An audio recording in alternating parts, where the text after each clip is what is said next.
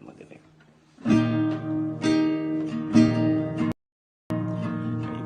Ibuti mo, Panginoon, sa lahat ng oras, sa bawat araw, ika'y laging tapat kong magmahal. Ang iyong kaway sa lahat ng oras, sa bawat araw, ika'y laging tapat kong magmahal. Ang iyong kaway walang hanggan, pinupuri, sinasamba kita. Dakilang Diyos at Panginoon, tunay ngang ika'y walang katulad, tunay ngang ika'y di nagbabago. Mabuti ang Diyos na sa akin nagmamahal. Pinupuri, sinasamba kita. Dakilang Diyos at Panginoon, tunay ngang ika'y walang katulad, tunay ngang ika'y di nagbabago. Mabuti ang Diyos na sa akin nagmamahal.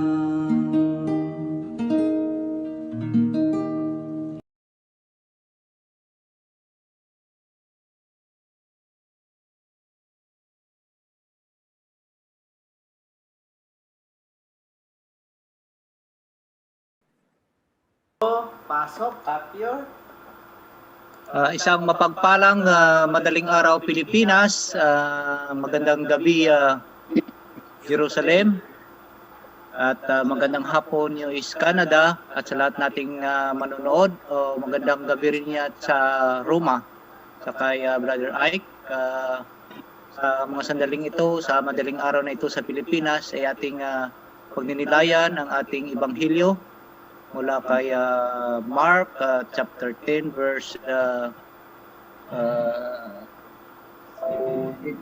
35 ba yun?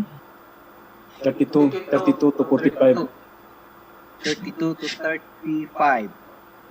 32 to 45. Mapagpalang oras sa ating lahat. At sa pagsisimula ay bibigay natin sa ating kapatid from Israel, Kap Juban, ang ating opening prayer.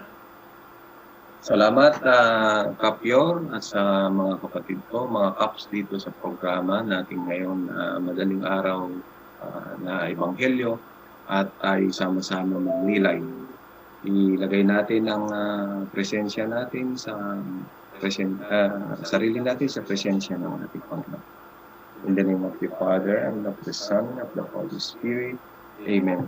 Panginoon ko, glorify ka namin, sinasambat, pinupuri ka namin, pinaparangalan ka namin, nagdadasal kami ngayon. Panginoon ko, ikaw ang King of Kings, Lord and Lords. Patawarin mo po kami sa lahat ng aming nagawa, sa isip, sa salita, sa gawa.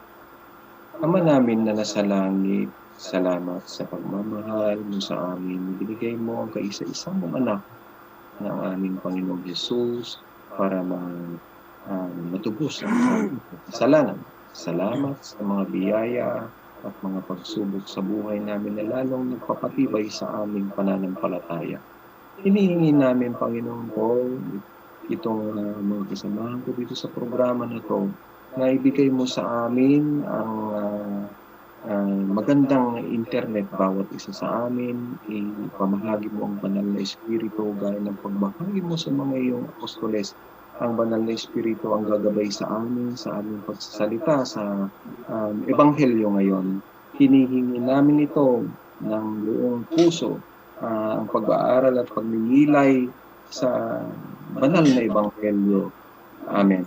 Our Father who art in heaven, hallowed be thy name. Thy kingdom come, thy will be done on earth as it is in heaven. Give us this day our daily bread, and forgive us our trespasses, as we forgive those who trespass against us. And lead us not into temptation, but deliver us from evil. Amen. Hail Mary, full of grace, the Lord is with thee. Blessed are you amongst women, and blessed is the fruit of thy womb, Jesus. Holy Mary, Mother of God, pray for us sinners now and at the hour of our death. Amen. Holy Mary, Mother of God, pray for us sinners now and the hour of our death. Amen.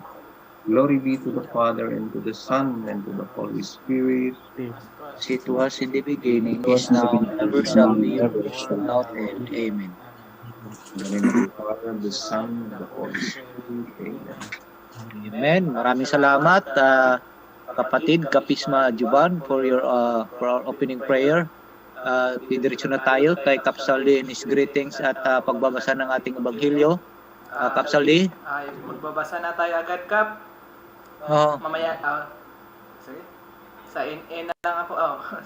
Sige, babasa na natin agad, no? Pwede din, mag-greet mo na ako. Sana yan. Mga kapatid, sister and brothers, sa ating pananampalataya o sa ibang pananampalataya, magandang oras sa ating lahat. Maraming salamat sa iyong pag-antabay, pagkabaybay sa programang ito, Pisma, ang Ebanghelyo sa madaling araw. God bless us all kung sa inyo, mga kapatid and sister brothers at Kapisma. Ating babasahin ngayon ating Ebanghelyo. Display muna natin.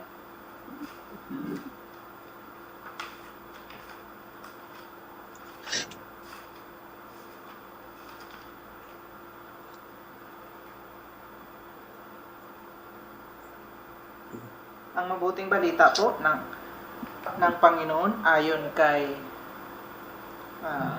San Marcos chapter 13 verse 32 to 45. Papuri sa iyo, Panginoon. Puri sa iyo, Puri sa Panginoon. iyo, Panginoon.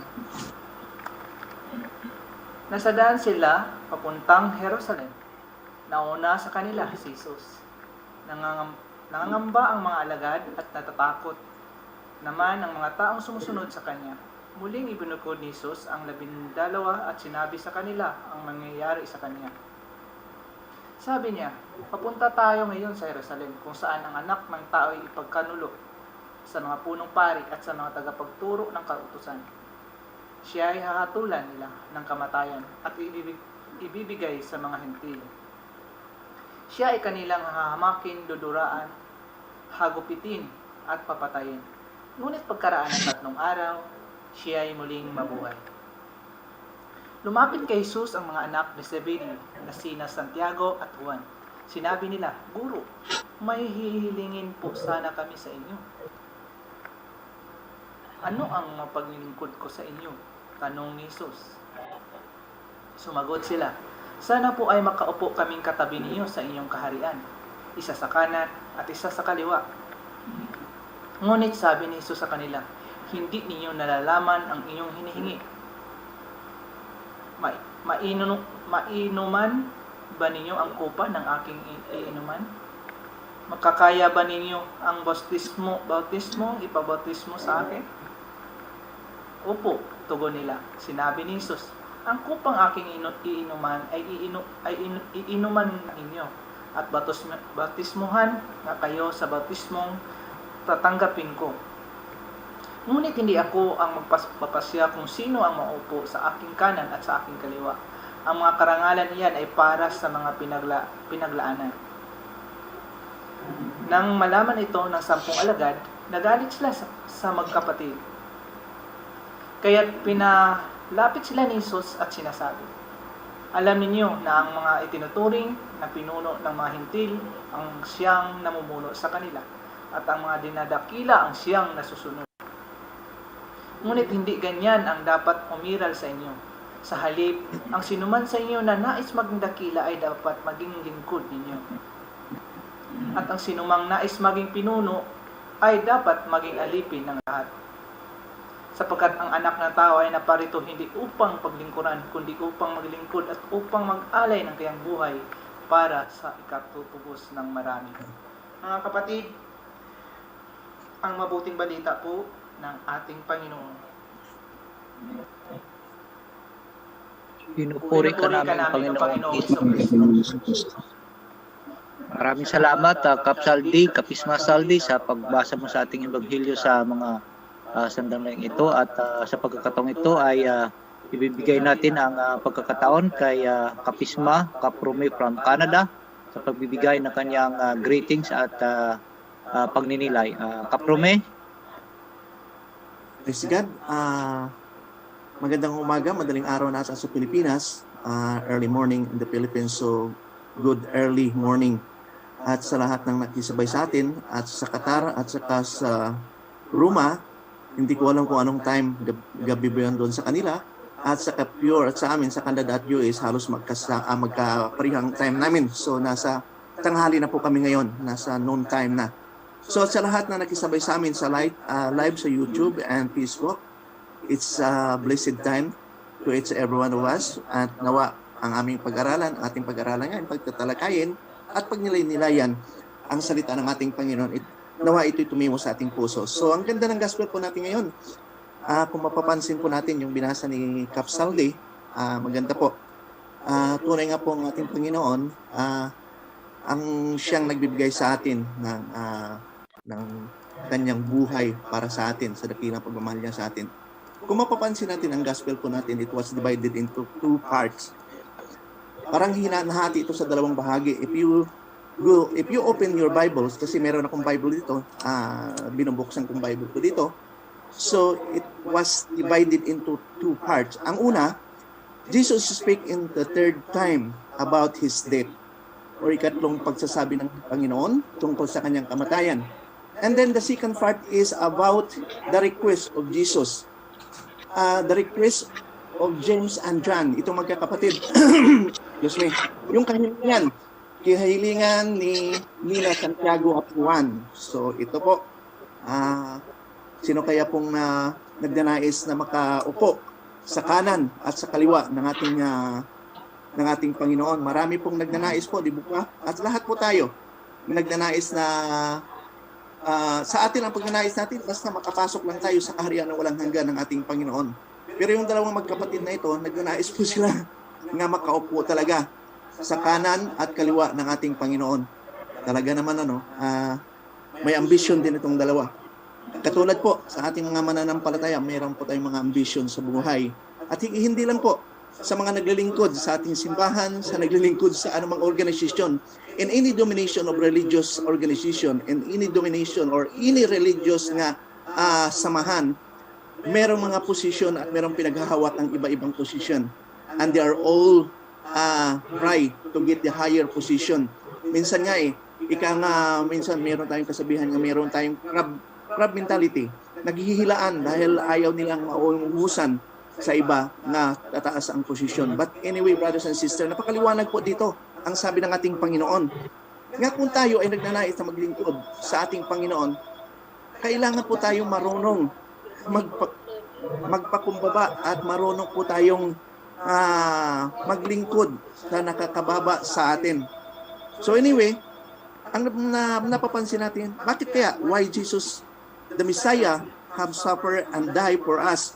Bakit kaya ang ating Panginoon kailangan pa talaga? Ito ng pangatlo niyang pagsasabi sa atin na siya ay huhulihin, pahirapan, at patayin. Bakit kaya? Dahil Jesus called himself as a son of man, both identifying himself with a human condition subject to have pain and death. Kasi siya ay anak ng tao at hindi naman natin lingid sa ating kaalaman nga marami pong nagnanais, lalong-lalo na po yung mga hindi naniniwala sa kanya nga siya ay nagiging sagabal sa kanilang political ambition or sa kanilang pagnanais na sila ay makilala sa kanilang kaharian.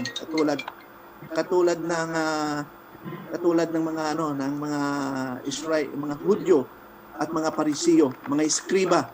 Ngayon ang nagnanais na mawala si Jesus sa kanilang daan dahil yun ang nagiging sagabal sa kanilang pagiging mataas na katungkulan sa society. Ika nga, marami din naman ang katulad sa atin sa panahon ngayon, kanya-kanyang pataasan ng eri baga. Nagnanais na mas marunong, as matalino kaysa iba. Pero ang pa ating Panginoon kahit Diyos na siya, hindi niya inaangkin o anak siya ng Panginoon, anak siya ng Diyos, ibinaba niya ang kanyang sarili. It means to say the symbol of humility ang ating Panginoon talaga, the humbleness nandoon sa ating Panginoon. Ang sabi nga dito sa kung mababasa natin, nagkakaroon na ng prophecy. O ang itong title kasi, The Son of Man, is prophetic title from the Messiah recorded in the prophecy of Daniel, sa book of Daniel, sa chapter 7, 13-14. Ito na po ang prophecy ni Daniel na at nagbigay ng title na ang ating Panginoon is the Son of Man. Ito nangyayari na itong mga propesya doon pa lang sa Old Testament. So hindi natin pahabain mga kapatid dahil alam ko marami na rin hinahanda ang ating mga kapatid. So it means to say we have to consider four things sa gospel po natin ngayon. Meron po tayong kailangan i-considera sa pagiging lingkod po natin sa ating Panginoon. Ang gospel po ngayon kasi it's about the servant. Basahin ko po ang pinakahuling talata po. Pinakahuling talata mula sa 43 hanggang sa 45. Dito ako kumukuha po dito ako nagninilay at nagpupuko sa ating gospel po ngayon. So basahin ko sa Tagalog. Ang sabi kasi dito, ngunit hindi ganyan ang dapat umiral sa inyo. Sa halip, ang sino man sa inyo na ibig maging dakila ay dapat maging lingkod. Liwanag po mga kapatid. 44, ang sino mang ibig maging pinuno at dapat maging alipin. So, napakaganda po ito mga kapatid. Panghuli, 45. Sapagkat ang anak ng tao ay naparito hindi upang maglingkod, kung hindi upang ang anak ng tao hindi pumarito upang paglingkuran, kundi upang maglingkod at ibigay ang kanyang buhay sa ikakatutubos ng marami. Wow, napakaganda po itong tatlong talata nga natira sa ating gospel po ngayon.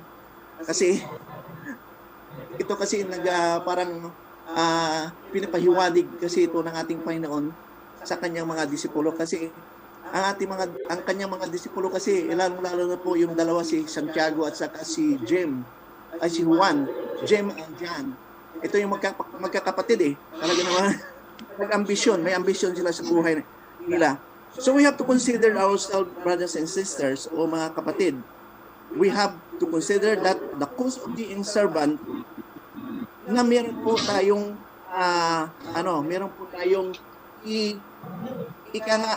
i-sacrifice the cause of being a servant. We have to sacrifice ourselves. Yung marami po tayong dapat may sacrifice Tapos yung una. Ang pangalawa naman, balikan to natin mamaya. Ang pangalawa, we must have to consider the challenge of being a servant. Marami po tayong mga challenges sa buhay po natin nga maglilingkod o nagsisikap na maglilingkod sa ating Panginoon. Yun ang pangalawang nakikita kong aral dito. Ang pangatlo naman, we must have to consider the complete of being servant. Yun. I-considera natin na sa pagiging lingkod natin, magkakaroon ng hindi pagkakaunawaan ang bawat isa. Minsan, kasi maraming iba nga nag-persecute sa atin.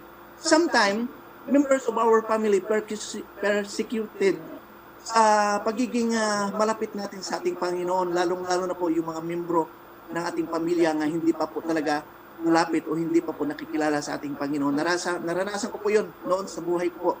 Nung bago po ako na-convert into Christian talaga, yung talagang mananampalataya.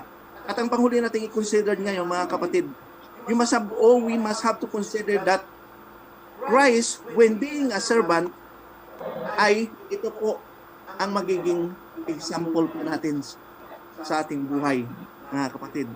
So, ang ganda po kasi dito sa binasa po natin ngayon, kasi bakit sinabi ko nga sa panghuli na talata o sa panghuling i-consider natin sa gospel natin, na we must have considered na tayo ay magiging i-intimate o gagayahin po natin ang ating Panginoon being as a servant, kasi ang ating Panginoon nandoon yung low profile niya sa pagiging low profile, kasi maraming mga tao ngayon nga talagang ang gusto nila palagi silang high profile sa buhay nila, na they are considered na righteous sa kanilang pagiging lingkod. Kanina nga napag-usapan ni Capior, kahit sa mga naglilingkod sa ating simbahan, maraming mga tao na hindi nagkakaunawaan dahil minsan iniisip nila sa sarili nila nga sila'y mas magaling sa iba. Kung tutuusin, walang magaling We are all equal, mga kapatid. Walang magaling kung hindi ang ating Panginoon lang. Kaya sinasabi ko nga sa sarili ko palagi, I'm not worthy. I have nothing sa sarili ko. Even though my knowledge and wisdom that God given us or given me a wisdom, hindi ito sa akin ay bigay ito ng ating Panginoon. Hindi ko ito pwedeng ipagmamataas o ipagyayabang sa aking kapwa. Dahil my own knowledge, my own capability, ay hindi ito galing sa akin kung hindi ito ibigay ng ating Panginoon. Kaso lang, ang maraming tao ngayon napakayabang o nagmamataas dahil akala nila ang kanilang karunungan ay kanila talagang sarili talaga nila. Hindi nila alam na sa isang iglap ng mata ay pwedeng kukunin ng ating Panginoon yon. Amen? So, ang una po na ito, we have to consider the cause of being a servant. Yun ang una natin i-considera. So, kung kasi, habang naglalakad ang ating Panginoon papuntang Jerusalem, iniisip na niya at sinasabi na niya sa kanyang mga alagad ang kanyang sasapitin. Ang kanyang sasapitin na siya ay pahirapan at magbata ng hirap, ng kanyang buhay o mamatay siya sa krus. Bakit po? Ano bang purpose doon sa kanyang being a servant? Kasi sinasabi niya, maliwanag doon sa binasa natin sa 3 talata sa panghuli ng gospel, na siya'y pumarito hindi lamang o hindi paglingkuran, kung hindi siya'y maglingkod. Sino ba yung tinutukoy niya na siya'y maglingkod? Tayo yun eh. Nais ng Diyos na tayo'y paglingkuran. Hindi siya dapat ang paglingkuran, kung hindi tayo ang maglilingkod o siya ang maglilingkod para sa atin upang tayo ay magkaroon ng kaligtasan. Yun din ang nais ng Diyos sa atin. The post of servant is we have to considered sa lahat ng nagiging post natin sa buhay po natin na malayo o hindi tayo makakasunod ng lubusan sa ating Panginoon dahil mayroon tayong kailangang i-consider sa buhay natin. Ika nga, ayaw nating ma-leave behind yung mga mahalagang bagay sa buhay po natin. Pero ang ating Panginoon, hindi niya inatubili yun eh. Hirap mag-Bisaya talaga, no? Hindi niya talaga talagang iniwan niya ang pagiging anak ng ating Diyos. Anak niya, siya ay the Son of God. He refused to claim, na siya ay anak ng Diyos habang siya ay nasa lupa, sinasabi niya siya ang Diyos, pero nung nagano na siya, naglalakad at nangaral. Pero sa kanyang pagiging lingkod, ibinaba man niya ang kanyang pagka-anak ng Diyos at nagiging katulad siya sa atin. Na ang kanyang kababaan ay talagang dapat nating pamarisan. Na tayo'y walang maipagmamalaki, walang maipagmamayabang sa ating sarili dahil ang karunungan po natin ay galing sa Diyos. So, ibig sabihin mga kapatid, na kahit man ano mangyari sa buhay po natin sa ating paglilingkod at sa ating paglilingkod sa ating Panginoon, ay kailangan po natin maging matatag at matibay sa ating pananalig at pananampalataya sa ating Panginoon. And then, bakit nga ba na nagsasuffer ang ating Panginoon at rejection, condemnation, and death on the cross? Kasi ito yung pinapakita sa ating Panginoon nga handa siyang mag-alay na kanyang buhay. Sa binasa po natin o sa gospel po natin, ipinahiwatig niya na siya ay maghirap at mamatay. Ito yung inaalay niya sa atin. Kaya nga sabi nga niya nga ang servant, sabi sa Isaiah chapter 53 verse 5 hanggang sa sumusunod, ang sinabi po dito, the prophet Isaiah had foretold that it was God's will that suffering servant make atonement of sin through the suffering and death. Walang iba to ang pinatutungkulan kung hindi ang ating Panginoong Hesus. Jesus paid the price for our redemption with His own blood. Ito ay ang ating Panginoon ang siyang kabayaran sa lahat ng ating pagkakasala, sa ating pagiging isang tunay, ay sa pagiging suwail natin sa ating buhay, at sa pagiging hindi tayo nananalig at nanampalataya sa ating Panginoon. Ang Diyos ang nag-alay ng kanyang buhay para sa atin. Ininsakripisyo niya ang kanyang sariling buhay para lang sa atin upang tayo ay magkaroon ng ganap na kaligtasan sa ating buhay, mga kapatid. So, ang isa pa na napapansin ko dito, the authority of sacrificial love and service is nandoon na sa ating Panginoon. Sinacrifice at nandoon niya ang authority sa Kanya, pero hindi niya iniwan niya ang lahat ng ito, ang kanyang pagka-authority na magiging isang anak ng ating Panginoon, iniwan niya upang siya ay maghirap at mamatay dahil sa kanyang pag-ibig para sa atin, at hindi lang sa pag-ibig, upang siya ay mag-service o maglingkod sa ating lahat. Kaya napaka-importante po, mga kapatid, na tayo ay makatuon sa ating Panginoon. Kasi minsan nga tayo naglilingkod sa ating Panginoon, ang tinitingnan natin ay, kaya nga, nakakalungkot na talaga. Nakakalungkot isipin nga maraming mga tao na sana may karunungan to defend our faith, to defend our Roman Catholic sa ating inang simbahan, at minsan, nagmamataas pa sa ano bang makukuha nila, di ba? Ito nga ang aral dito sa dalawang magkapatid, sinasabi ng ating Panginoon na hindi pwede. Dahil ang lugar na ito, ang kaliwatan kanan, ay inalalaan lang ito o nakalaan ito sa nakarapat dapat na umupo doon sa dalawang upuan na yon. Sino yung karapat-dapat? Yung mga taong katulad ng ating Panginoon. Deserve people and with the humbleness, with a pure heart. Kasi maraming taong naglilingkod ngayon, napakitang gilas lang po, mga kapatid. Alam mo, ang katayuan ko sa buhay, ang katayuan ko, palagi kong sinasabi dito sa amin, kapag may mga prayer meeting kami, palagi kong sinasabi sa sarili ko, I'm a naked man. Wala po akong maipagmayabang mula ulo hanggang talampakan.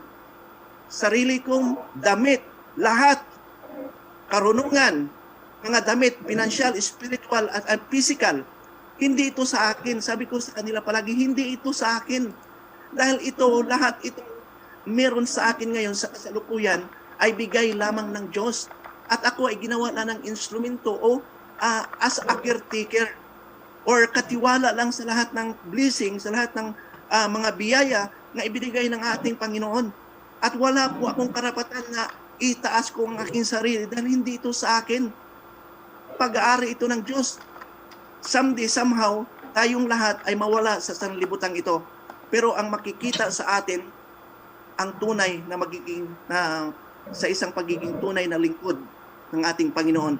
At ito yung mga makiklaim natin, maaabil natin ito sa buhay po natin pagdating natin sa spiritual na pamumuhay, sa pangalawang buhay. Ika nga.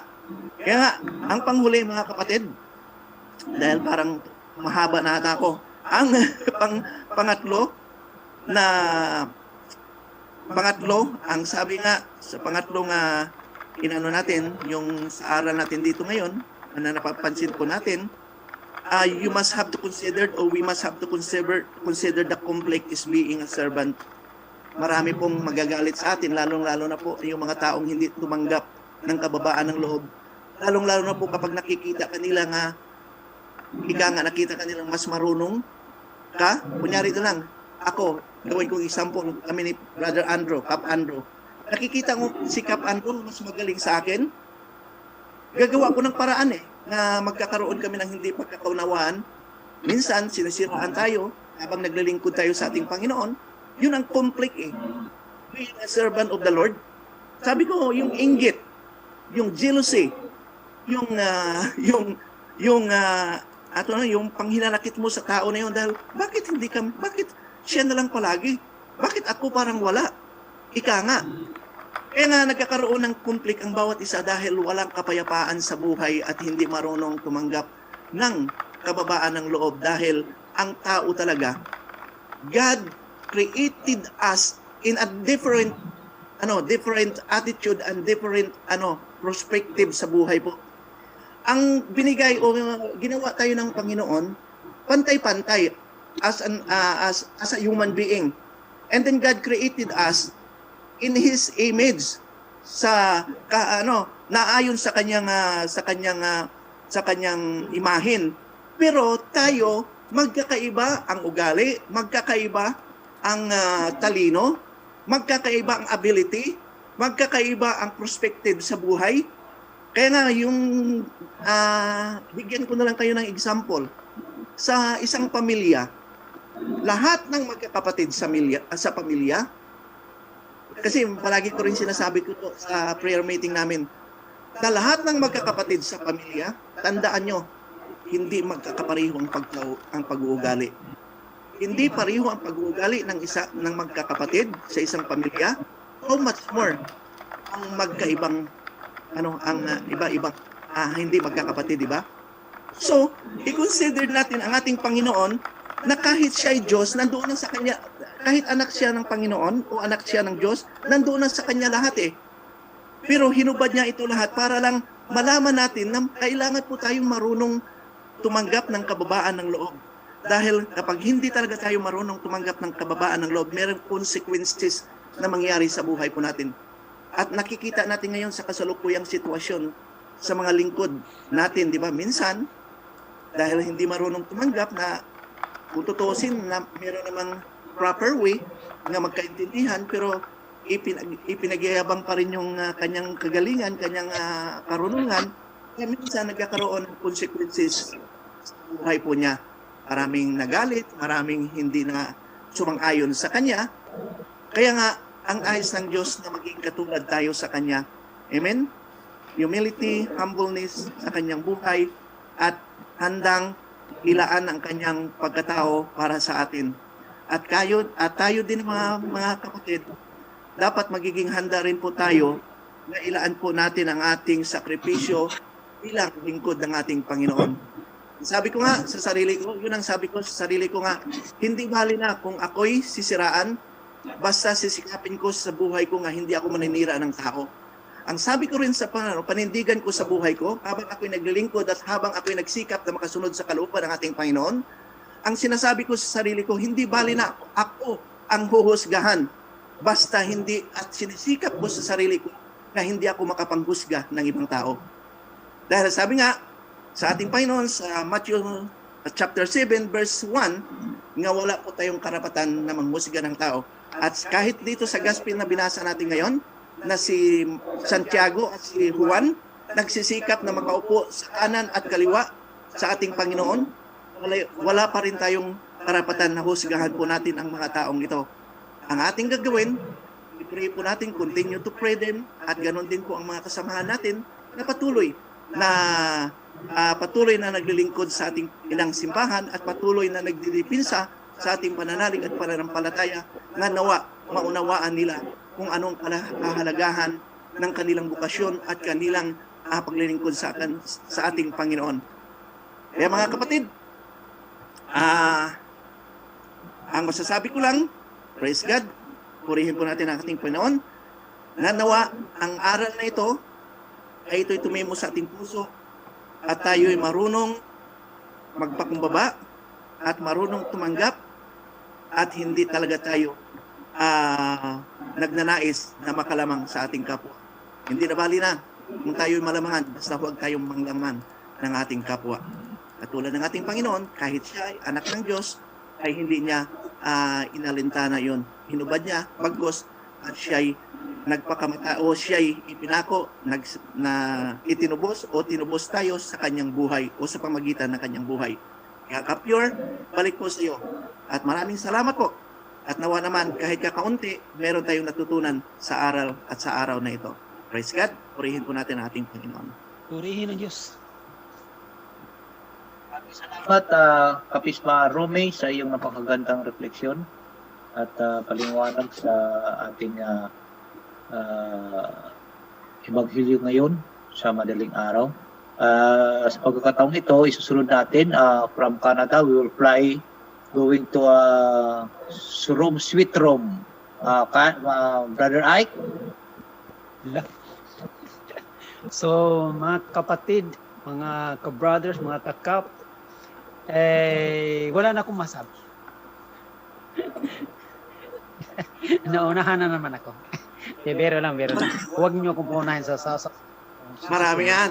Wala din akong masabi din. Sikat ay pa. So, ganito, yung maraming mga points na in-offer doon sa yung papaliwanag ni Brother Romy. Ang masasabi lang natin na ang serbisyo na walang sinasabing humility, no? That service is made only for pretending. So, great pretending lang. Ibig sabihin, hypocrisy lang, for hypocrisy reason. So, papakitang tao. So, yun. Ibig sabihin, superficial na pag-service.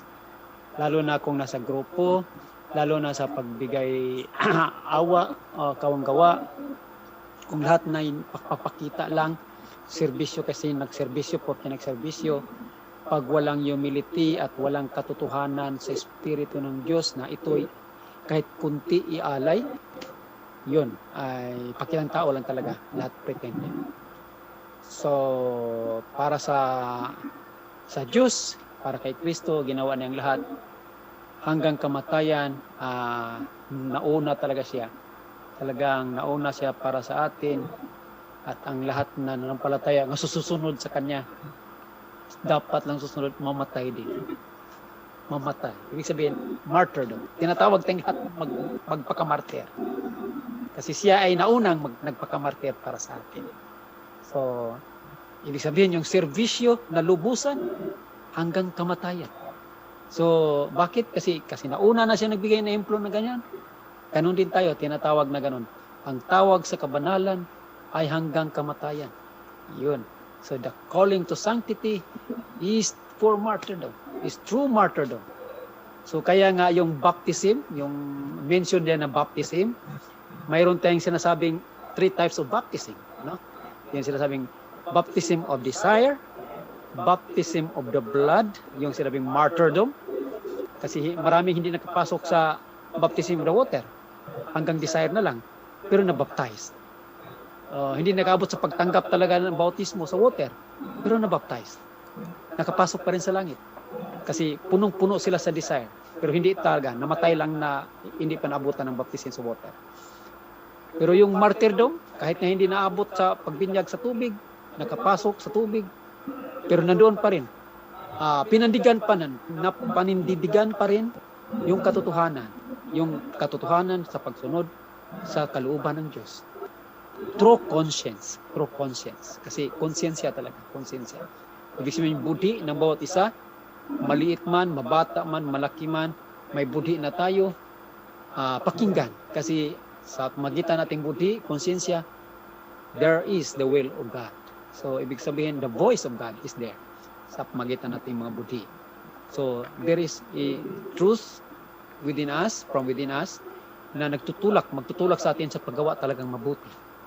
So, kaya nga, lahat ito ay, kahit na nakatago sa atin, napailalim sa atin, ay siya pa rin magdadala with our desire hanggang kamatayan na talagang totoong paninilbihan yung serbisyo. So, ulitin ko, the service without humility, without the deeper meaning why we do this service, it is only a pretentious act. So, pero pag inaalay mo ito, nakatago, at dala-dala mo buong buhay mo, hanggang kamatayan, inaalay mo para sa iba, ay alam ng Diyos bakit mo ginawa yan. That is martyrdom. So, lalo na itong tayong mga ama. So, lalo ng ama. Lalo ng ina. Bakit maraming bisis na nag-delay ang ating satisfaction? Unahin lang ating mga anak. Kasi ganun lang talaga. That is, anak, hindi mo alam. Hindi namin sinasabi. Sana makikita mo later ang ginawa namin para sa inyo. Kasi this is true loving. This is true expression of service. Na behind this, tinatago namin, we serve you in our humility hanggang mauna kami na ikakamatay pa namin, i-defeast pa namin yung ating pamilya bilang kayong mga anak namin. So matindi, no? Yung reflection na binigay na himplo sa ating Jesucristo, na kahit ano pa manghiling ng John at itong magkapatid, yung uusbong ng mga sungay na iyan, sabi nga ni Brother Romy, nga ipagdasal na lang natin kung mayroong mga ganyan na kapatiran. Ganun lang talaga. So anyway, so yung desire kasi, ibang desire, ibang ambition. Pero hindi nila alam ang sinasabi, sabi nga ni Jesus, hindi nila alam. Anyway, si Jesus naman, nagbigay din sa atin ng pag-asa. Yung sinasabi nga, forgive them, Lord, for they do not know what they are doing. How much more? Forgive them, Lord, for they do not know what they are asking. So, ganun. So, ganun lang talaga. So, ganun ang Diyos, Jesucristo para sa atin, siyang Panginoong Diyos, ay nakakaalam sa lahat. So, kung ano mang sikreto sa ating buhay, nauna pa rin yun ang nagtutulak sa atin, yung sinasabing buhos ng pagmamahal, buhos ng pagpakumbaba, at yun, lalabas yung sinasabing daloy na lang na lubusan na pagserbisyo na walang hinging pagkabalikan. So kaya nga, hindi natin hinihingi sa ating mga anak. Ginawa namin to anak, or later on, kayo din ang titingin sa amin, wala tayong iniisip na ganun. So anyway, sa ating Pilipinas, mayroon tayong kapobrehyan, kaya nga may mga anak naman talagang magbigay balik loob sa parents. Kung wala din kayang parents, hindi din kayang parents, kaya nga inalagaan ng parents. Pero sa atin, natuto tayo na maninirahan na mapayapa kahit na mga anak natin ay sumikat na, susulong sa kanilang buhay. At tapos na ang ating laban, ibig sabihin ating serbisyo para sa kanila at para sa ating kapwang nanampalataya. Gagawin natin ang lahat. Bakit? Kasi in a secret way of our life, there is the insight in us, the desire to be with God in heaven. So alam ng Diyos yan. So siya na ang bahala ang babalik, mag-bless sa atin dito sa lupa, o kung hindi natin mag-blessan dito sa lupa, babalik at maangkin natin dyan sa langit. Mga kapatid, mula sa Roma, Rome, sweet Rome, sabi ni Brother Rome noon, o Brother Capior, Rome, sweet Rome, Roma con amor, so from Rome with love. Thank you po sa sharing. Simple na atin sana mababalikan at malala.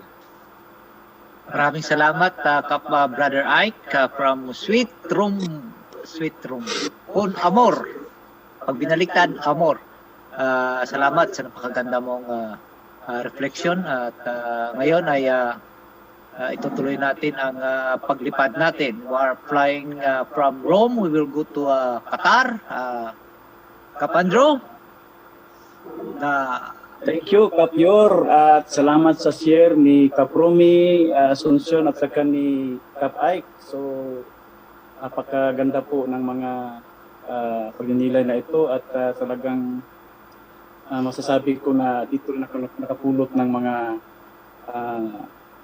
aral na na-share sa ating mga kapatid.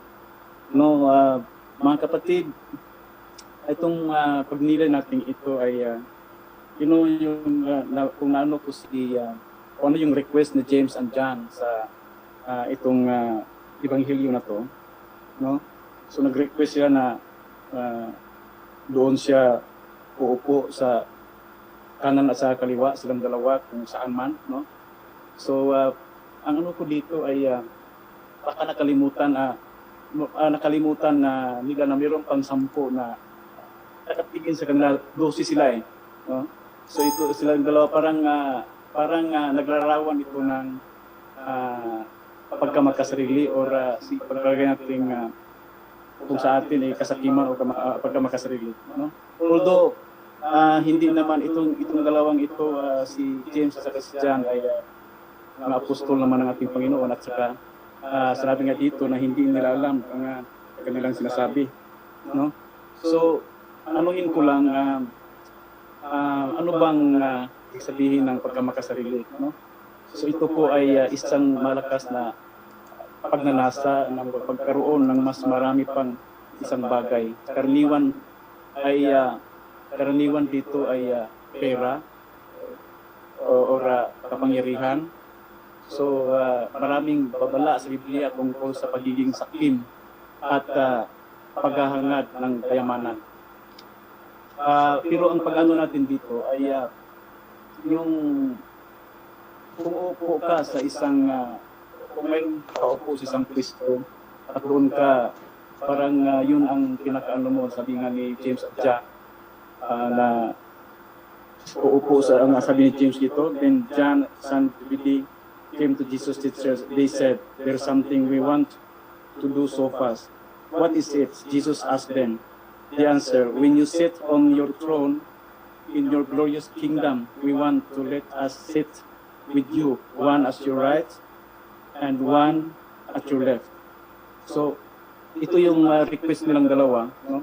So, yung kasi kung uupo na ang ating Panginoon doon sa kaharian niya, gusto nilang silang dalawa din nasa it's either sa kanan o sa kaliwa. So, nakalimutan na mayroon pang 10 na mga apostol na nakikinig sa kanila. So what happened here is nagagalit yung iba, no? So other 10 disciples heard about it and they became angry with James and John. So Jesus called them all together to him and said, "You know that the men who are considered rulers of the heathen have a power over them." So mga kapatid, kung ating ilarawan at bukuha tayo ng deeper understanding dito, no? So magmamasid tayo, marami pong mga talata sa Biblia, no? Mag-ingat sa lahat ng mga kasakiman sapagkat ang buhay ng tao ay hindi sa kasaganaan mga bagay na tinatangkilik niya. Sa Lucas 12:15, huwag kayong mangangtipon ng mga kayamanan sa lupa. At dito'y sumisira ang tanga at ang kawalang. At dito'y naghukay at nagsisipagnakaw ng mga pagnanakaw. Hindi kayo makapaglingkod sa Diyos at sa mga kayamanan. Mateo chapter 6:19-54. Naghangad ba si Jesus ng pagkakamal sa salapi? Hindi. Sa halip, naghirap siya alang-alang sa atin. 2 Corinto 8:9.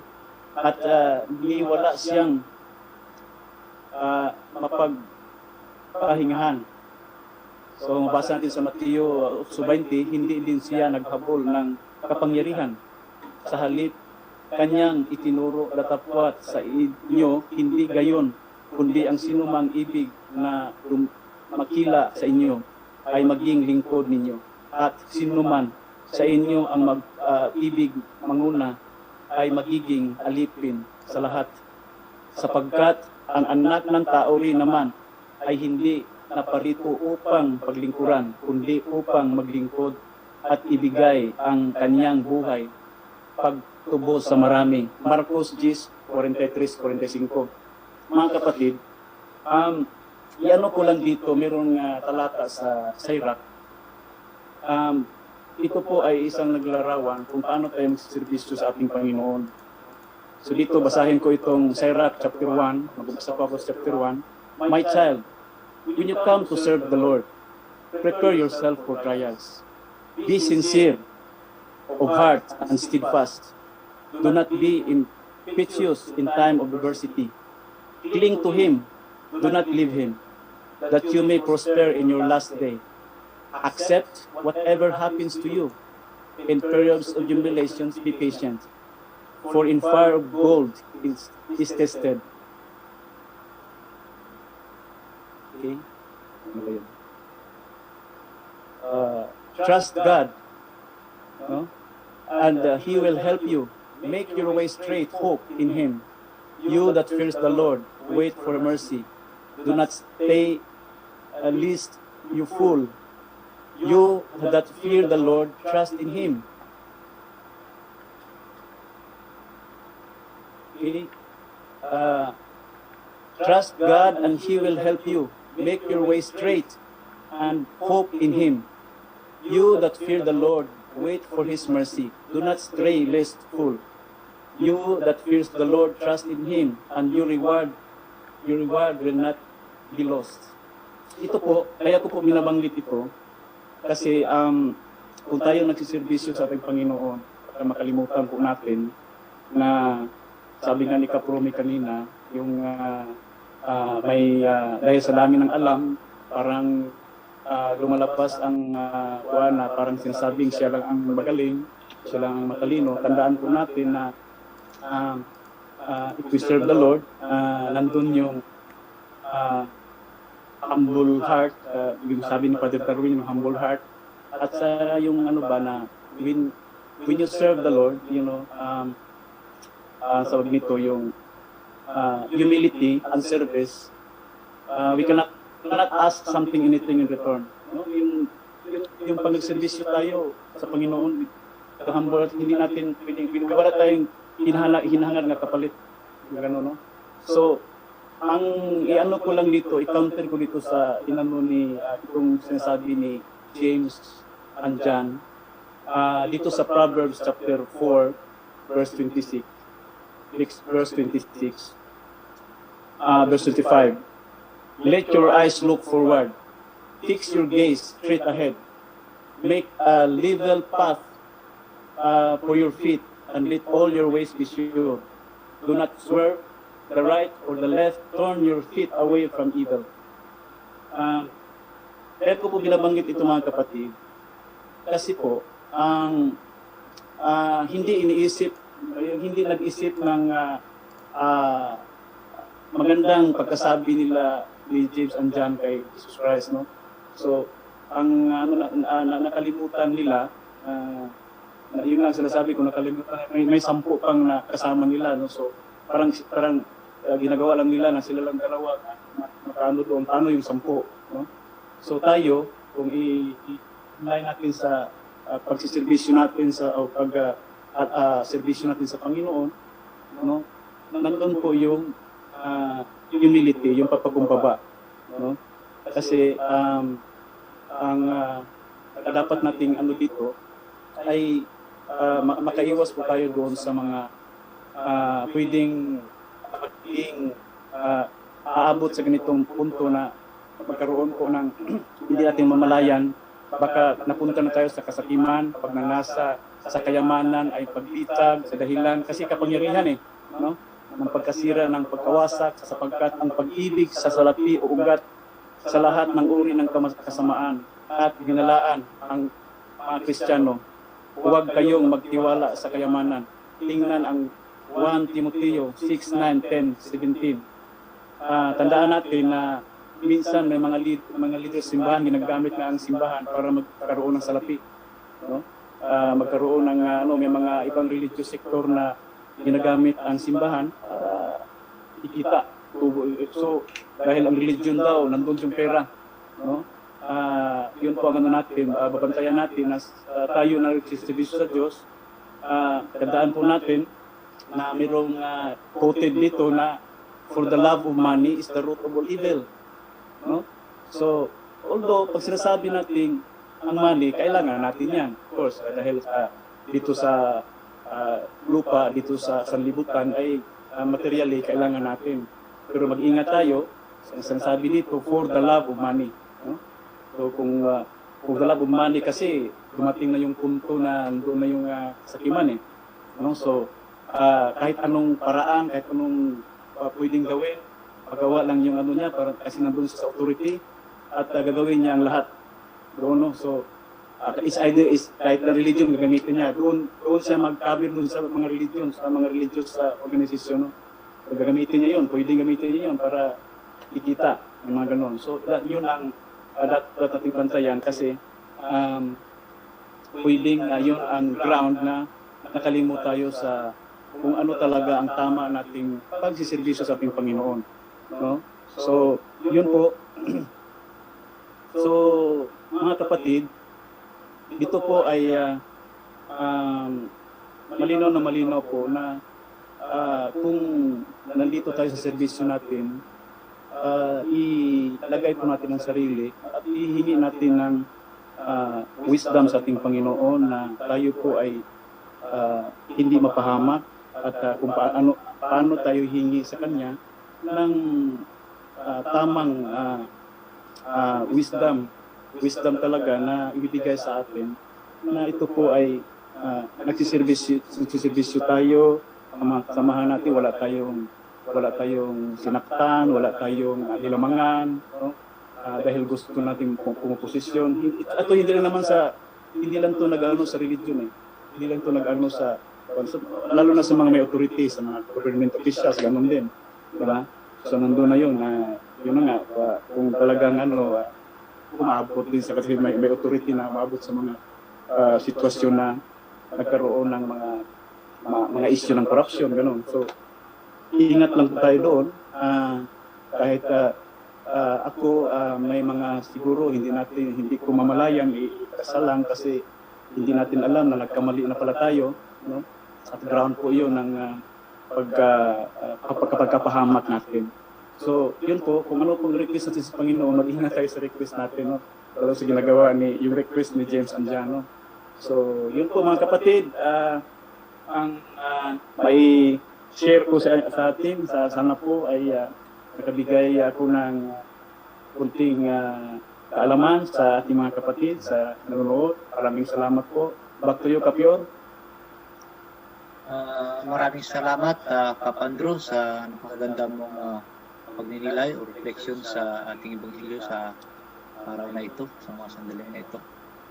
Ngayon ay bibigyan natin ang pagkakataon na makapagbigay din ng kanyang refleksyon. From Qatar, we will fly to Israel. Kap Juban.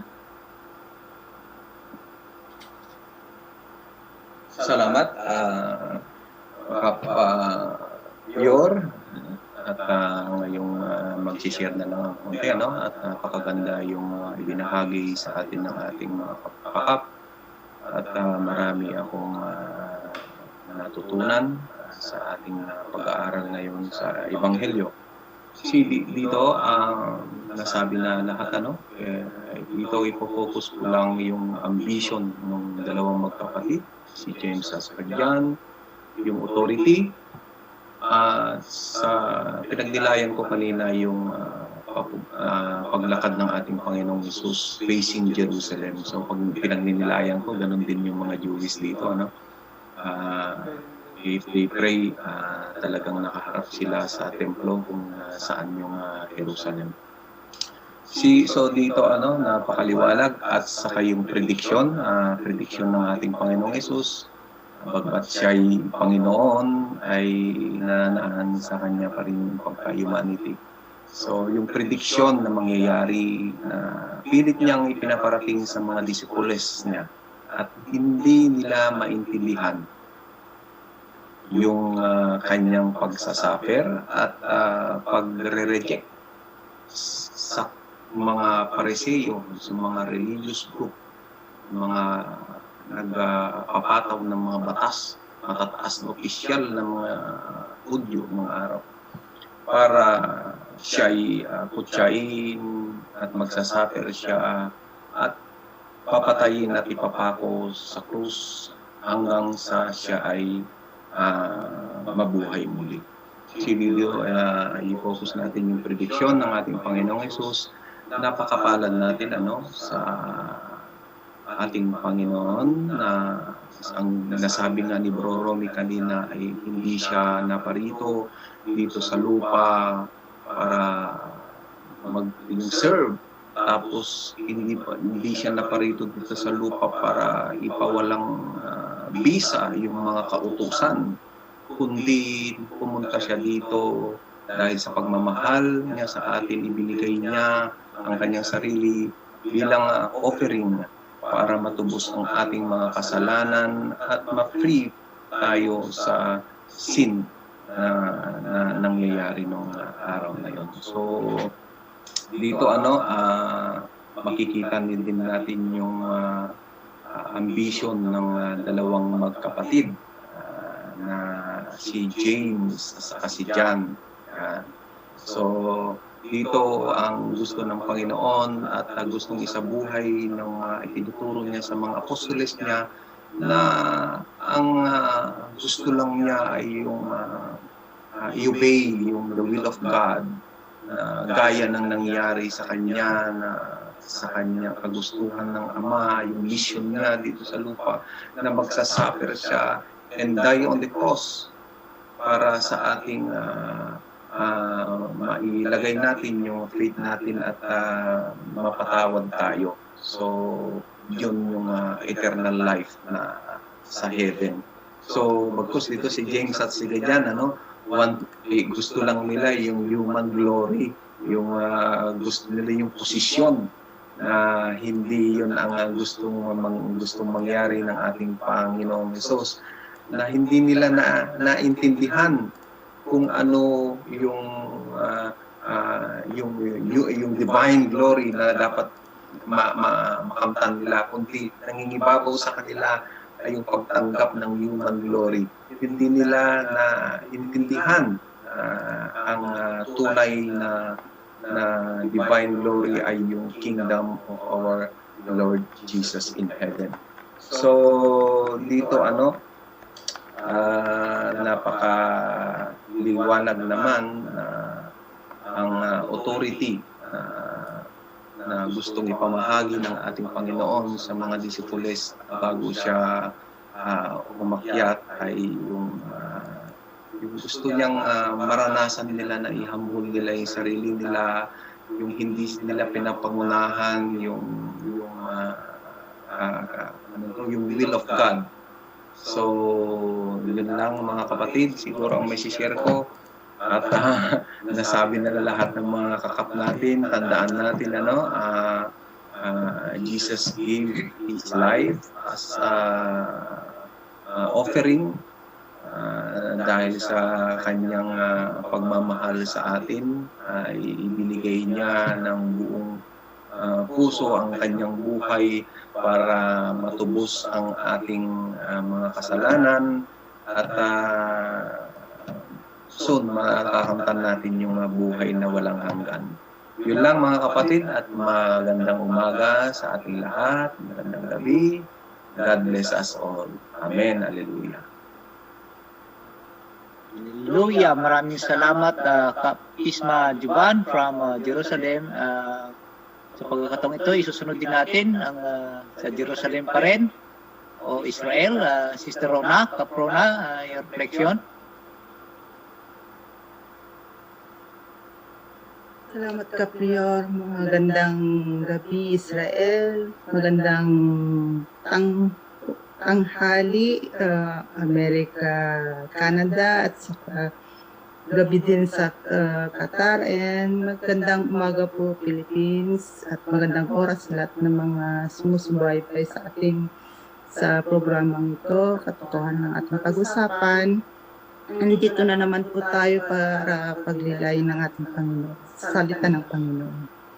Ang masasabi ko lang, may share lang po ako konti, at ang masasabi ko lang po ay habang ang ating Panginoon ay naglalakad papunta sa Jerusalem, kasama niya ang mga kanyang alagad, ay alam na niya kung ano na ang mangyayari sa kanya, at alam na niya na hahatulan na siya sa kanyang kamatayan, at tiniis niya lahat ng paghihirap na ginawa nila sa kanya, tiniis niya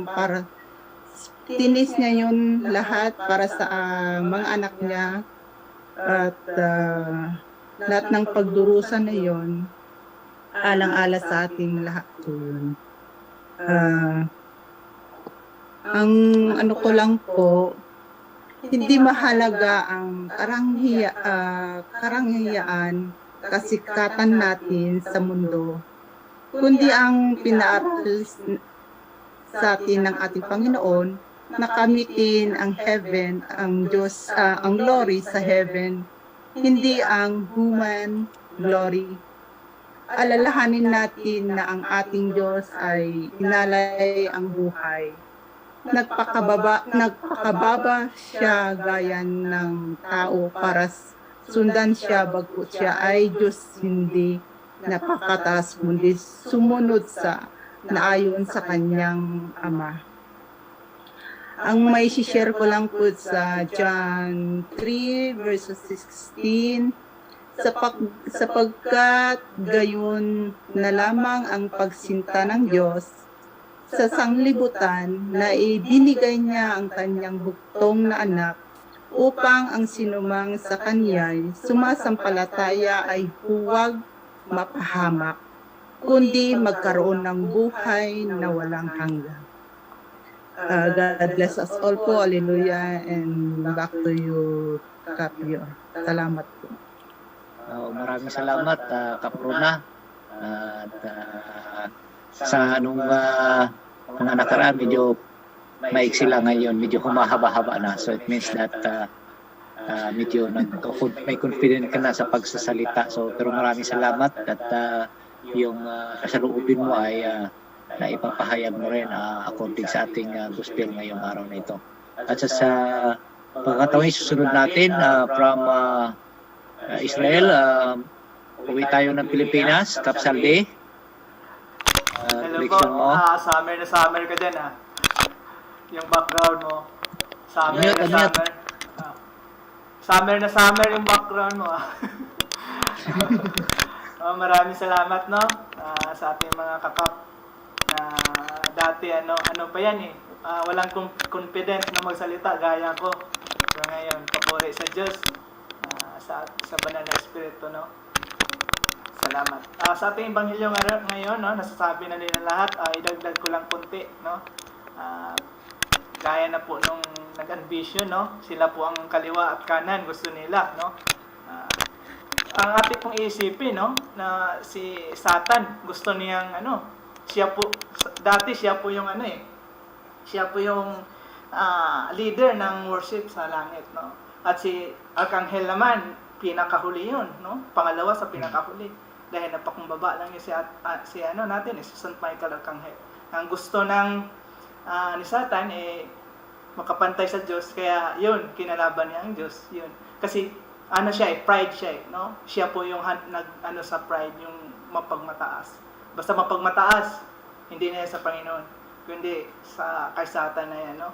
Kaya nga po sa ating Ebanghelyo ngayon ay kailangan natin magpakumbaba, no? Kahit ano man ang narating sa ating buhay, no? Marami tayong nakalaman. Tayo yung nakaalam sa lahat-lahat, no? Salita ng Diyos, no? Hindi, no? Tingnan pa rin natin, ipantay pa rin natin ang ating sarili sa mga kapareho natin, no? Kahit ano pang naabot natin. Gaya ng sabi ni Kapromi kanina na kung may alam na, no? Na hindi na mapasabihan, no? Hindi na makinig, no? Gusto na sa kanya ang totoo, no? Yun nga po yung ating Ebanghelyo, napakaganda pagdinayan ngayon dahil part ito sa dalawa ng apostoles ng ating Panginoon, no? Ang ating Panginoon nga, no? Sabi ng nila ni Kap, no? Mga Kap natin, pero basahin ko yung verse na ito sa mga taga Filipos chapter 2 verse 6 to 11. Kahit siya'y likas at tunay na Diyos, hindi niya ipinagpilitang manatiling kapantay ng Diyos. Sa halip, kusa niyang hinubad ang pagiging kapantay ng Diyos at naging katulad ng isang alipin. Panganak siyang tulad ng mga karaniwang tao at nang siya'y Kristo maging tao, nagpakumbaba siya at naging masunurin hanggang sa kamatayan, no? Yan po ang ating Panginoon. Tingnan natin, Panginoon na yan, no? Pero nagpakumbaba, no? Tingnan natin, Panginoon, Diyos siya, no? Kung pumunta siya sa langit, pwede siyang magpakayaman. Pwede siyang magpalasyo yung buhay niya, malapalasyo, pero hindi, no? Namuhay siya sa kahirapan. Yun ang pagkita ng mga tao na dapat magpakumbaba tayo, no? Dapat hindi tayo magpamataas, no?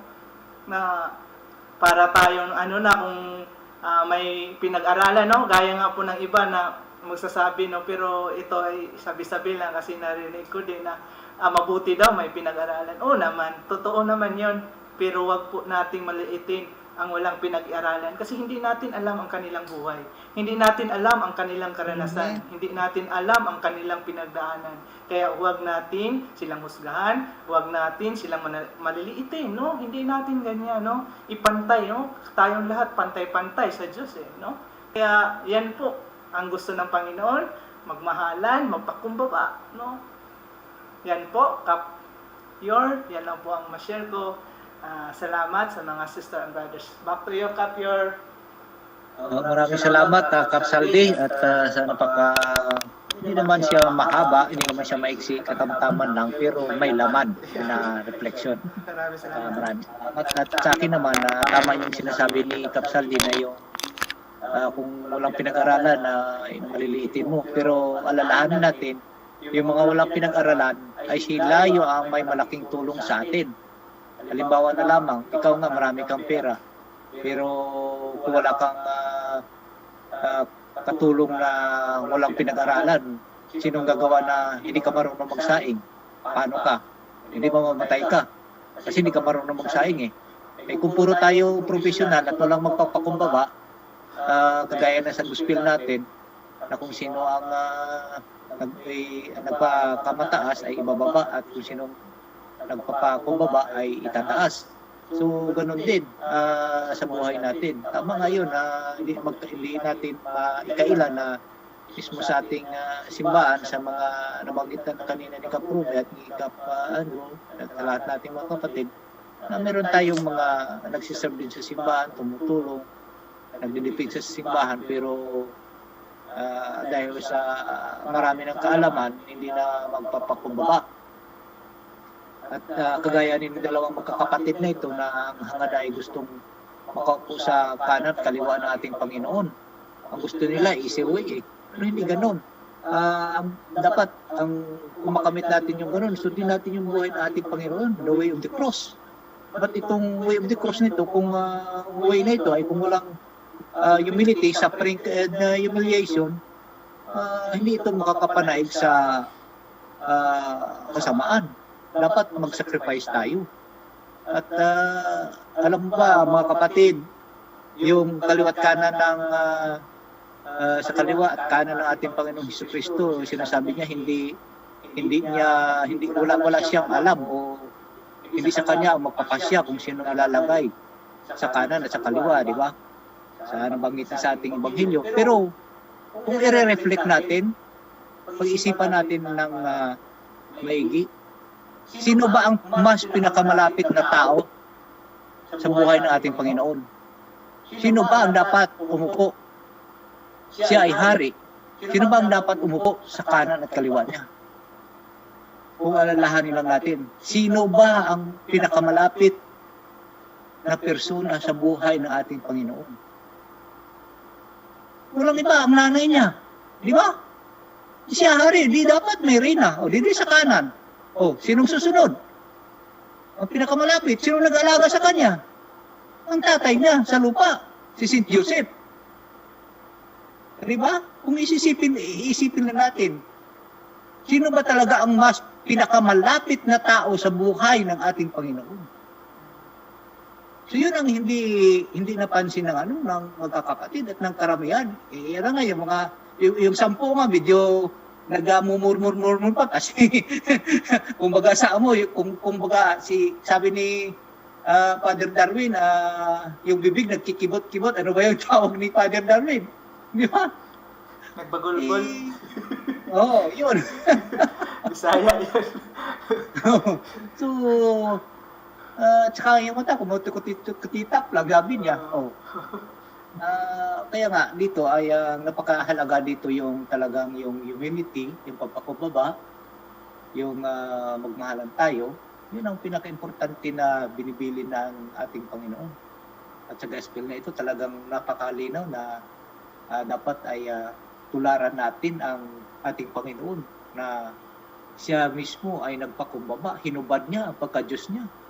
Bumaba siya sa langit para lang sa atin. Yun ang talagang dapat natin sundin. Mahirap nga ang buhay, ang buhay ng Panginoon natin sundin natin. Mahirap. Kasi nandun lahat ng sacrifice. Biro mo, pasanin mo yung cross mo para lang ma-gain mo yung success mo.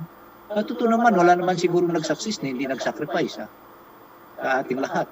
Nakapunta tayo sa ibang bansa pero dumaan din tayo sa butas ng karayom. O hindi na rin tayo nakarating sa estado ng ating buhay kung hindi tayo nag-sacrifice. So, sacrifice and humility is go together yun. Kasi wala nang kabuluhan kung nagsasacrifice ka pero hindi ka nagpakumbaba, ay wala rin. So, sana naway sa mga oras na ito, ating bahilyo, pag nilayan natin ito na mabuti, para i-apply natin sa ating pamumuhay sa araw-araw. Since na medyo na tayo sa oras, tapos na tayo sa oras, hingi ko na ang last message ng ating mga kapatid. Unahin natin si Sister Rona. Last message mo, Sister Rona. Salamat ka, Blair. Salamat sa ating lahat. Lahat po ng nanonood dito sa programang Katotohanan sa Facebook, sa YouTube. Huwag po kayong masawang magsubaybay sa ating programa at sa kailangan po natin magmahalan, magbigayan at magtulungan. At para sa ating Panginoon po yun. At para sa ating sarili. Thank you, Brother Rior. Back to you. Maraming salamat, Kap Rona, sa last message mo. Kap Juban, are you there? Your last message? Wala yata. Sige, isusunod ko na lang si Kap Andrew. Your last message?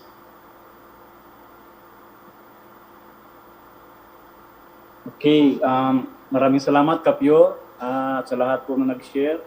At marami na po tayo natutunan sa ating ebanghelyo ngayon. So isa lang po ang iano ko dahil tayo ay itong ginagawa natin ay serbisyo po ito. At ito po ay naniniwala po ako ay natutuwa sa atin ang ating mahal na Birheng Maria at saka sa ating Panginoong Hesus. At ito po ay isang paraan natin na tayo po ay papunta sa kabanalan. Sisikapin po natin na makaiwas tayo sa mga tukso, sa mga kasakiman, o pagkamakasarili, para makaiwas po tayo para ito po ay maka-inline tayo sa kabanalan. At lagi po nating tatandaan kung ano ba talaga ang pamumuhay ng ating Panginoong Hesus. Kailangan po natin talagang alamin, we go to the deeper understanding kung ano ang buhay ng ating Panginoon. Paano tayo at least man lang masatisfy siya sa performance natin dito sa mundo.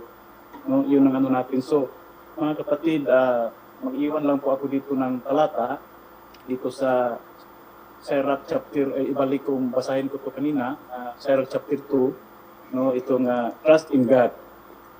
So ito po ay naka-inline, parang naka-inline na talaga kung paano tayo magsisipisa sa ating Panginoon. My child, when you come to serve the Lord, prepare yourself for trials. Be sincere of heart and steadfast, and do not be impious in thy time of adversity. Cling to Him, do not leave Him, that you may prosper in your last days. Accept whatever happens to you. In periods of humiliation, be patient. Tandaan po natin, ang ating Panginoon ay sinaktan, dilatigo, pinako sa krus. So, pag nagserbisyo sa ating Panginoon, hindi lang po kasiyahan, hindi lang po hindi lang po mga puro happiness. Tandaan po natin na meron pong ang ano ng ating Panginoon ay kailangan po natin sundin ang kanyang yapak. So doon po tayo tayo lang po ay kailangan nandun yung humility, yung papakumbaba. Gagamitin natin yung papakumbaba. At ako man, alam nyo, sa trabaho ko, minsan talagang mahirap lalo na sa pag may kasama ka na medyo mahirap tawag nito yung pag-ugali kasi iba-iba mga kuwan ba pag-ugali ng mga kasamahan kailangan mo lalo na sa trabaho ko na kailangan mag-intervene paano i-correct so minsan umabot sa punto na parang nandun yung temper so dapat yun po ay dito, awa ng Diyos na nandito tayo sa gawain ito, talagang, makagano ako, meron pala akong, kailangan kong baguhin. So, at least makontrol ko ang temper ko dahil meron ito, meron yung aral natin, yung aral ang napakontrol natin, pag sinasabing humility, so, mapakumaba tayo kasi iwasan natin yung galit kasi yun ang inan ko, lagi ko mabanggit yung galit kasi yung galit is ground yun doon sa, tawag nito, yung, 7 capital sins, yung mga po, so, ganun gagala po, meron yun, naka-grounded yun doon, no? So, yun po mga kapatid, nagsiservisyo na po tayo, ito pong ginagawa natin, nagsiservisyo po to sa ating Panginoon, at patuloy po natin, at suportaan po natin ang programang ito, yung kunting channel natin, katotohanan natin pag-usapan, at doon din po sa punto por punto, kailangan po natin suportaan sila, at ipagdasal ang ating mga kapatid na kung paano ang aral ng simbahang Katoliko na kung mayroon kunting hindi pagkakaunawaan na ito po ay maayos. No? Kasi tayo naman ay free sa ating mga kuan, may mga knowledge tayo na yung iba ay may mataas na kaalaman, may iba yung mga deeper understanding. No? Ito po ay dapat ipagdasal natin at ito po sana po ang lahat ng mga kuanay, nandun po yung pagpakumbaba lagi kasi dapat ma-control ang pagpakumbaba lagi kasi kung nandun yung pagpakumbaba, maayos ang lahat. Ano ako doon kasi yun po na lang yung humility, no? So, and naalala ko yung ni Father, no? Humility and service, no? Humility, pagpakumbaba, service, do not ask something, anything in return. Ganun, no? So, yun po ang natin as a servant of the Lord. Maraming salamat po sa lahat. Back to you, Kapior. God bless po. Maraming salamat, Kapandro. At ngayon, isusunod natin punta muna tayo sa Roma. Brother Ike, your last message? Wala. Wala So, siya. unmute. Nandiyan Okay. pala. So maraming salamat mga kapisma kasi dahil ang Diyos talaga ay pinagpala niya tayo araw-araw sa ating buhay at lalo na sa ating naririnig ngayon. Papasalamat tayo lalo na yung sinabi mo Kapior yung sino ba talaga ang mas madali o mailagay sa kaliwa kanan, di ba? Si Maria at saka si Joseph. Sa ating simbahang Katolik nilagay sa kaliwa si John. Ang nilagay sa kanan, si Maria. So, kung pupunta kayo dito sa Roma, mayroon tayong Basilica St. John Lateran. St. John Lateran kasi ayon sa tradisyon, si Jesus nga magister, yung maestro, ang sa kanan, sa kaliwa, habang nagtuturo siya sa kanan, nandyan palagi si Maria. Palagi siyang nagtuturo, pero ang una niyang tinuturo, yung ina niyang sumusunod sa mga aral niya. So, kanan. At sa kaliwa naman, ayun, hindi natin alam kung anong sa tradisyon, pero sinabi naman na si John ang pinaka-youngest at siya yung pinakamahal na apostol ni Jesus. Pero St. John Lateran pa rin, sinabi pa rin na hindi lang si John doon, nag-representative na yung pinakamamahal na apostol. Sinabi pa rin na John Evangelist. Yung John the Baptist, yung pinutulan ng ulo. Kasi sabi nga ni Jesus sa Ebanghelyo, si John pa rin yung anak at wala nang ibang inanak sa babae na katulad ni John. So, yun.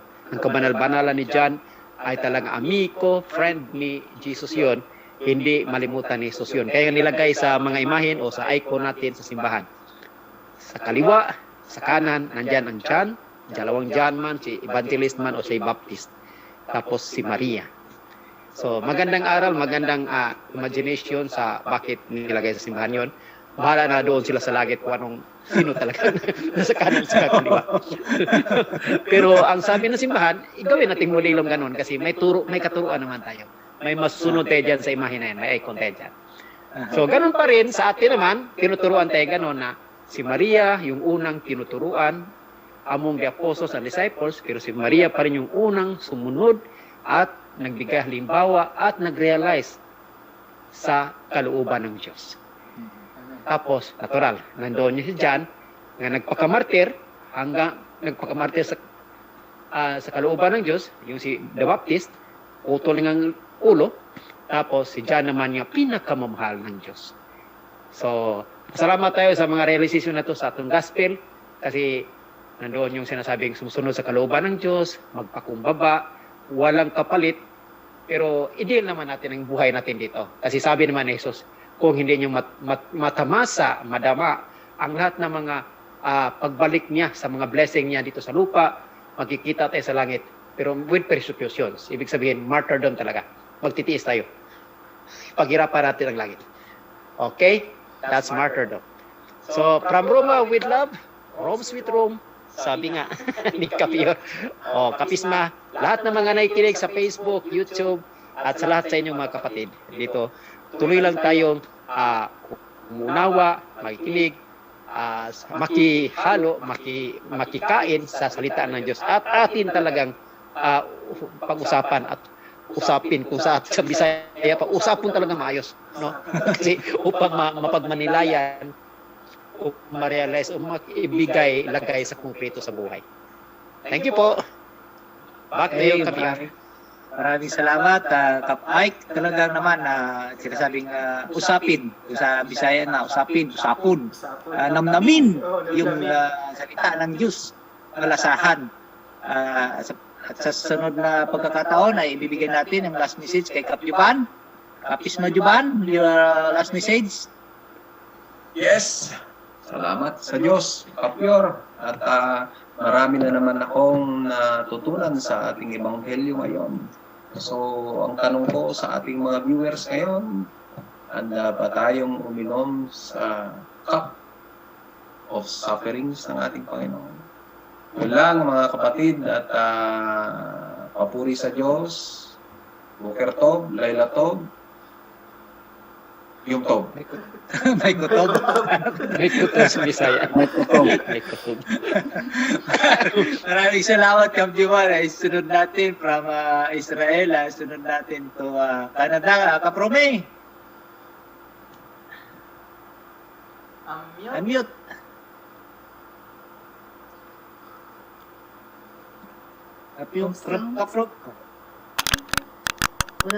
Kaprome. Excuse. Hindi ka maririnig, Kaprome. Hindi ka maririnig ka.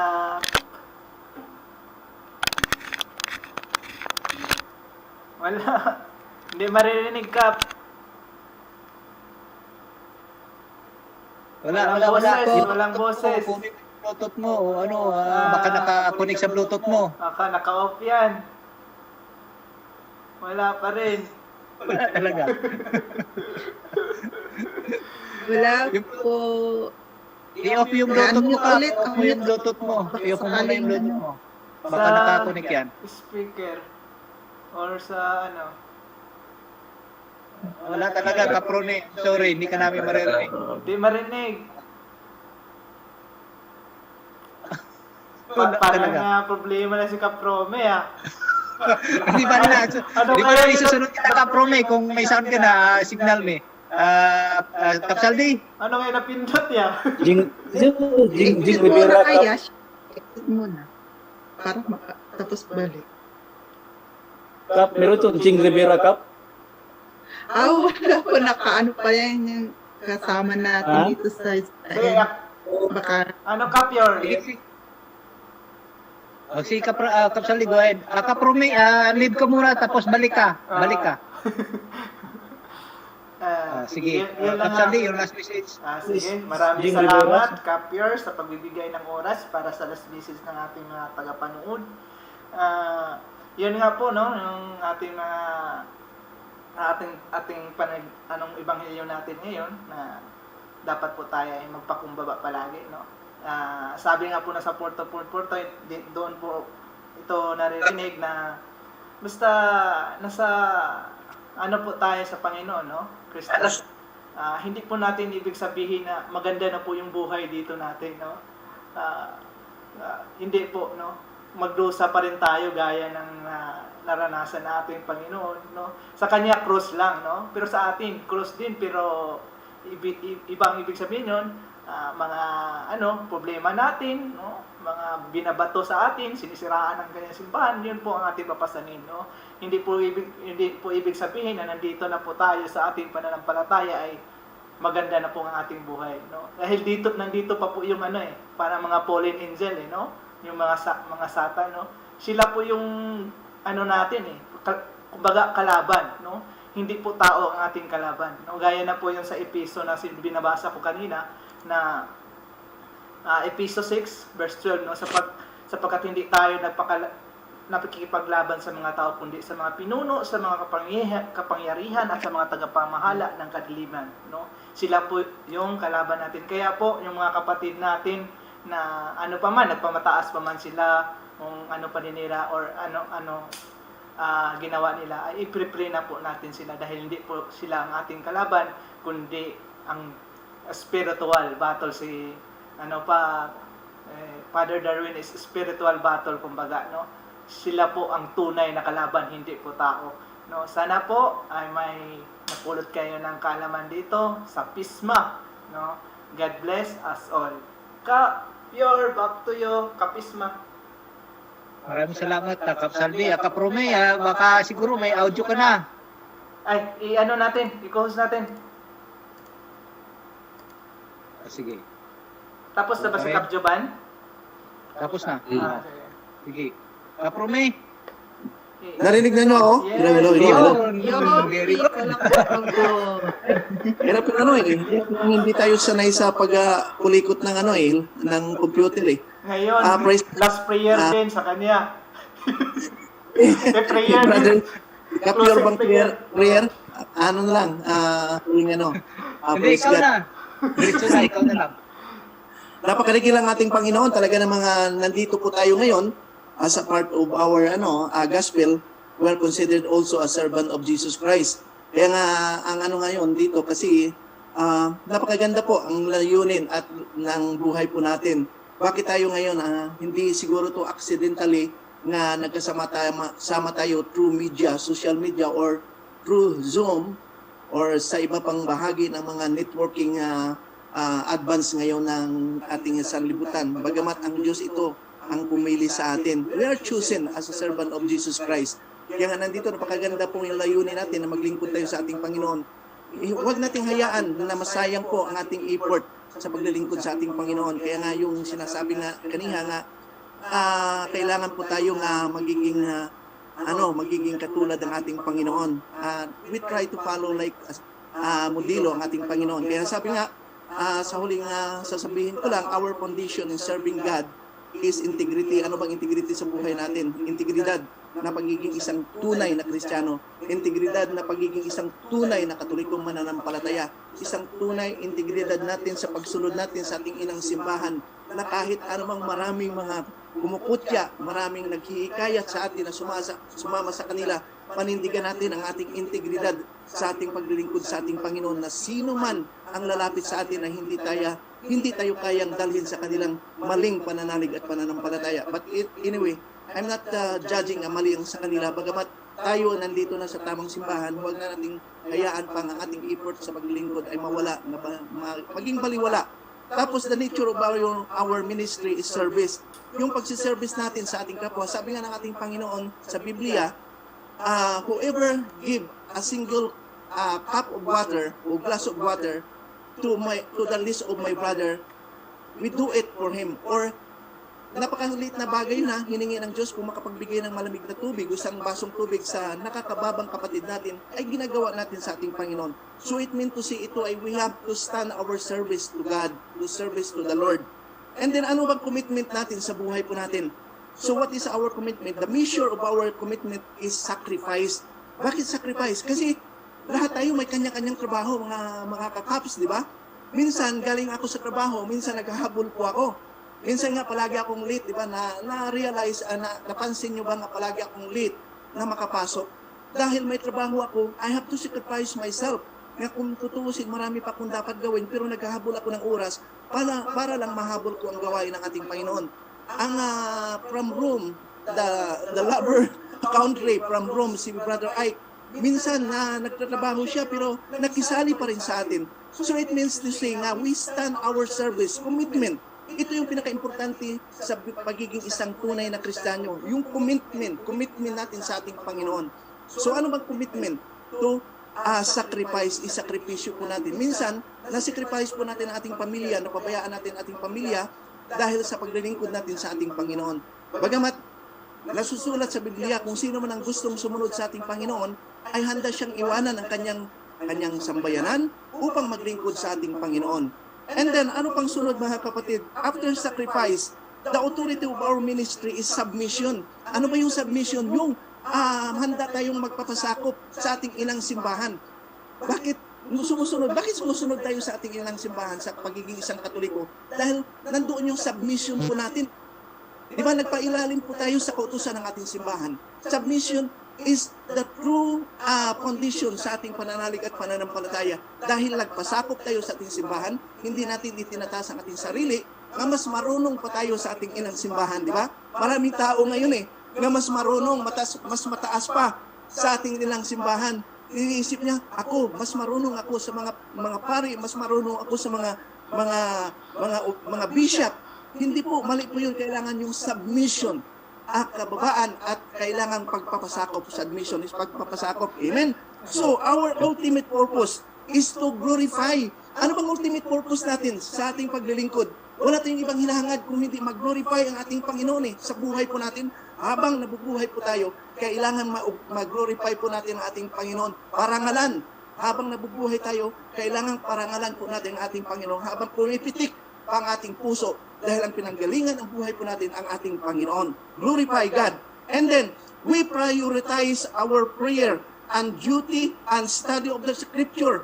Ano bang priority pinaprioritize natin sa buhay po natin? Ito, naglaan tayo ng oras upang manalangin, rosary, upang mag-aral ng salita ng Diyos, study the Scripture of God, ng gospel ng ating Panginoon. Ito yung sakripisyo natin na pinano. And then ang privilege of our ministry is growth. Doon sa pag-aaral natin ng salita ng Diyos at panalangin ng rosary, it is the way how to grow our faith sa ating pananalig at pananampalataya sa ating Panginoon. Doon tayo nag-grow eh. Dahil ever since naman talaga, kapag hindi tayo nakasali ng mga ganitong gawain, hindi tayo nag-grow. Doon sa pag-grow natin, ay yun ang magiging daan na magiging malalim at matatag ang ating pananalig at pananampalataya sa ating Panginoon. And then what is the source of our power? The Holy Spirit. Kaya nga binigyan ng authority at kapangyarihan ang mga disipulo ng ating Panginoon.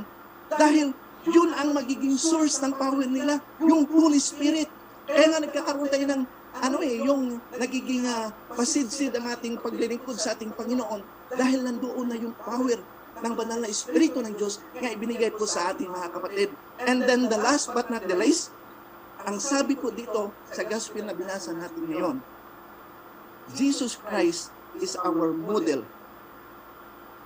Modelo natin ang ating Panginoon sa paglilingkod sa ating kapwa at higit sa lahat sa ating Panginoon. Kayo, kapyor. Hallelujah. Salamat, Kaprume. Diretso na, ikaw ng closing prayer. Sige, sa kanila, anak ng Espiritu Santo, amin. Yahweh nagilang Diyos na makapangyarihan sa lahat sa mga sandaling ito sa oras na ito. Tunay nga po na napakadakila at napakabuti mo po sa amin, Lord. Salamat po, Lord. Another opportunity, another victorious sa buhay po namin to serving you, Lord God. Sa paglilingkod namin sa iyo, Panginoon, wala po kaming magagawa, Lord. We cannot do anything without you, O Lord God. Kaya, Lord, salamat po sa gabay at patnubay mo po sa amin sa bawat sandali ng aming buhay, Panginoon. Tunay nga po, nga ikaw ang patuloy nag-iingat sa amin, lalong-lalo na po sa aming pamilya, Panginoon. Lord, nagsakripisyo kaming maglingkod sa iyo. Minsan ang aming pamilya ay aming napapabayaan, bagamat alam po namin, Lord, na hindi mo sila iwanan at hindi mo sila pababayaan. Lahat ng blessing, Lord, ay ibuhos mo po sa kanilang lahat. At sa lahat ng aming sa lahat ng aming mga kapatiran, to my brothers and sisters in Christ, O Lord God, na nakisabay sa amin sa live sa Facebook, kung maging sa YouTube, Panginoon, bless them, O Lord God. Patuloy mong ibuhos sa kanila ang mga biyaya pagpapala buhat sa iyong kalangitan, Panginoon. Lord, alam po namin na sa bawat sandali ng aming buhay ay patuloy ka naming naramdaman na patuloy kang kumikilos sa aming buong katauhan, Panginoon. Lord, continue to help us, O Lord God. Continue to strengthen our faith in you, O Lord God, so that we can continue our serving, our service, being as a servant, O Lord God. Kaya, Lord, inaangkin namin at pinasasalamatan na ang pandemic na ito, Panginoon, ay inaangkin namin na matapos na po. At ang lahat ng apektuhan nito ay panumbalik mo po ang kanilang normal na pamumuhay sa kasalukuyan, Panginoon. Ang lahat ng ito ay inaangkin namin sa pangalan ni Jesucristo, naming Panginoon Jesus, at sa pamagitan ng iyong banal o ng aming banal na Birheng Maria na siyang namamagitan sa amin, sa aming Panginoong Jesus. Ang lahat ng ito ay binabalik namin at taus-puso naming pasasalamat, papuri at pagluwalhati sa iyong banal na makapangyarihang pangalan. To God be the glory in Jesus' name. Amen and amen. In the Father, Son, and Holy Spirit. Amen. Amen. Maraming salamat, Kaprume, sa ating panalangin. At nagpapasalamat rin ako sa kay Pap Ike sa Roma dahil doon sa very informative niya about kung sino ang sa kanan at sino sa kaliwa ni Jesus. Sa akin naman, because if you are reading the consecration to St. Joseph, nababanggit doon na since ang theology ni about St. Joseph ay later na pag-aralan, so yun ang presumption nila na dapat at muni-muni ng mga theology din natin, mga theologian natin na pwede siguro na si St. Joseph rin nasa kaliwa. So even kung sino man, kaya nasabi ni Brother Ike, kung sino man nandoon sa langit, ang importante talaga si Mama Mary doon sa kanan ng ating Panginoon. Sa muli, maraming salamat at sa ating taga-subaybay. Nanaway, hindi kayo magsawang tumangkilik sa aming maliit na channel at sumuporta kung saan na ako kayo sa mundo. Sana ay nasa mabuti kayong kalagayan at gabayan tayo lahat ng ating mahal na Panginoon. Sa muli, magsakripisyo tayo para sa ating sarili at sa ating kapwa, magmahalan huwag tayong magpataas kasi pag lumipad tayo ng mataas, talagang malakas ang lagabog natin pag bumagsak tayo. So, muli, maraming salamat at in behalf sa aming kapitan, Kapromel Palma, kami po ay lubos ulit nagpapasalamat sa inyo. Maraming salamat. God bless us all. Bye-bye. Laila Toba, Israel. God bless us all. Connect to Beam, Canada, America, Laila Toba, Qatar, and Laila Toba. Laila Tob, Bukir Tob,